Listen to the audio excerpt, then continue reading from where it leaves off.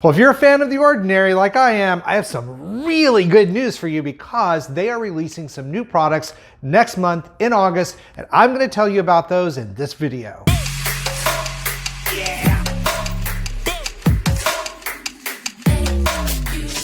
Well, hey everybody, welcome back to Skincare with Chris Gibson. If you're new, I'm Chris. I'm your skincare expert. I'm here to help you find skincare that will work for you, not empty your wallet, and not do more harm than good. So if that's your thing, please hit that subscription button and the little notification bell so that you know when my new videos are up each week. So I heard from a lot of you after doing the video on my 1-year experience with using The Ordinary products. If you haven't seen that video, it's this one right here, and I'll put a card up here for you to link to, or you can link to it at the end of this video. But I had questions from some of you because there are rumors swirling around that The Ordinary is about to release several new products. In fact, they just released one that I did talk about in the last video, so it does sort of count as a new product, so I'm including it in this video. This video is going to be short and to the point. I'm going to tell you about these products and what I know, and we'll just take it from there. So first, the newest product that's already out is the 30% vitamin C suspension product. Now, this formulation is a lot different than the other L-ascorbic acid formulations that The Ordinary has, indeed,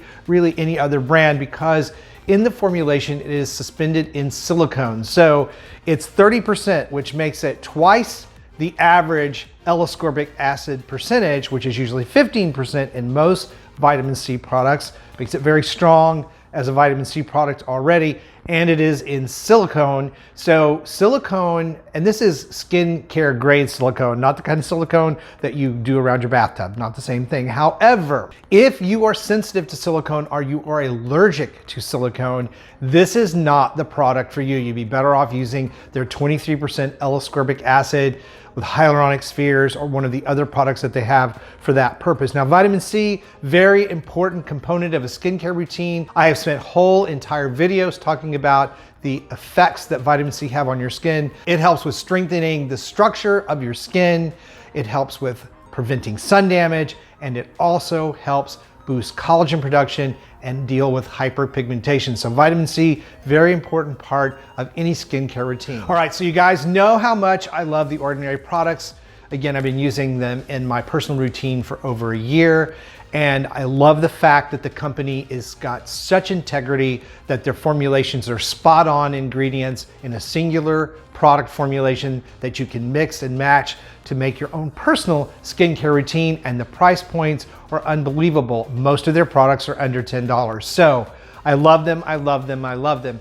One of the issues they've had though is keeping the niacinamide with the 1% zinc additive in the formulation in stock. Well, the heads up is that there is a new product coming out in August, actually on the 4th of August, 2020, and it's a 100% niacinamide powder. And this is amazing because of the DIY implications of this powder. Now, I love niacinamide. It does so many things for your skin, and to have it available in a powder that you can mix with other products, make the products stronger in niacinamide, more so than their standard 10%, or you can just use a little and mix it in with your other products and get the benefits of niacinamide, and it's going to be much easier to find, and the product's gonna last you a lot longer because, again, it's a powder that you mix with other things. And as a quick reminder of what niacinamide can actually do for your skin, the list is long and the benefits are many, but here's basically what you can expect. The first thing you could expect from niacinamide is that it reduces pore congestion, which is a really great thing. It helps keep sebum liquefied so it doesn't harden down in your pores and cause breakouts and blackheads. The other thing that it does is it really reduces inflammation, and this is for people that have acne-prone skin, rosacea, and eczema. Niacinamide is proven to be a huge beneficial skincare ingredient for these problems. It will actually reduce the redness and inflammation in your skin, the look of the blemishes, and it also helps with blotchiness while boosting collagen production, and it even helps reduce fine lines and wrinkles, and it really sets the skin up to take on other benefits of your other skincare products. So again, it is a skincare superhero, super ingredient. So I'm really excited they're coming out with this product, and it's only gonna cost you $6.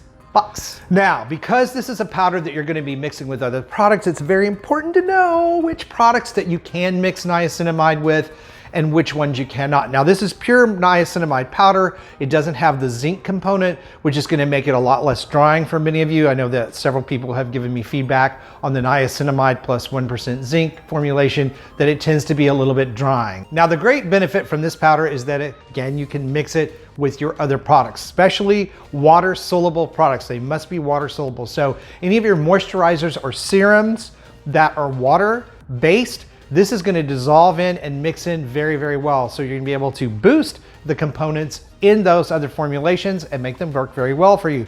There are some things that you should be aware of, however, of what not to mix niacinamide with. We definitely do not want to mix niacinamide with serums where it's going to affect the pH of 5% or below. So it can make other products very acidic. So look, for instance, you're using vitamin C, which I recommend. You wouldn't want to try to mix niacinamide with your vitamin C serum. It's going to affect the way the L-ascorbic acid works and is absorbed in your skin. So that's not going to be helpful. The other thing is you don't want to try to mix it with oil-based products. Say like the resveratrol plus ferulic acid is not going to be a good formula to mix this with because that's an oil-based formula and it's not going to dissolve. Same thing with argan oil or any other kind of oil-based serum. So niacinamide mixes well with water-based products, does not mix well with oil-based products. That also includes things like glycolic acid, lactic acid, and salicylic acid. You don't want to try to mix niacinamide with that. Now, as soon as this product comes out on the 4th and I have it in my hands, I will be testing it out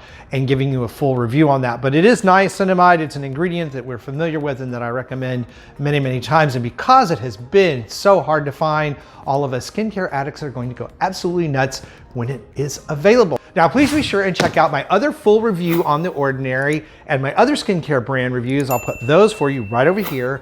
Thank you guys so much for watching and supporting the channel. Stay beautiful, and I'll see you over on the next video.